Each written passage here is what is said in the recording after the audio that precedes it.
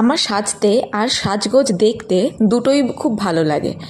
আর এটা হচ্ছে আজকের মডেল ফটোশ্যুটের ব্যাকগ্রাউন্ড, যেটা আমার বেডরুমে হয়েছিল আর পুরোটা আমি তৈরি করেছিলাম ব্যাকগ্রাউন্ডটা।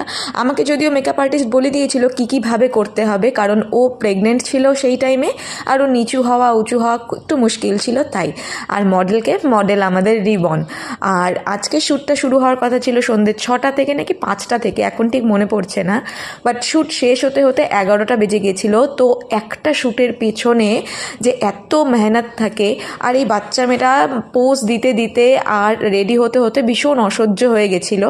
এই লাল শাড়িটা আমি পরিয়ে দিয়েছিলাম ওকে। ও এতটাই ক্লান্ত হয়ে গেছিলো যে ভালো করে ফটো শ্যুট করতে পারছিল না, আর এই মুকুটটা খুব ডিস্টার্ব করছিল। কিন্তু আমি মাঝে মধ্যে হাসাচ্ছিলাম ওকে যাতে ফটোগুলো ভালো আসে, কারণ এত মেহনত করার পরে যদি ফটোগুলো ভালো না আসে তাহলে কিছুই ভালো লাগবে না। কীরকম লাগলো জানিও।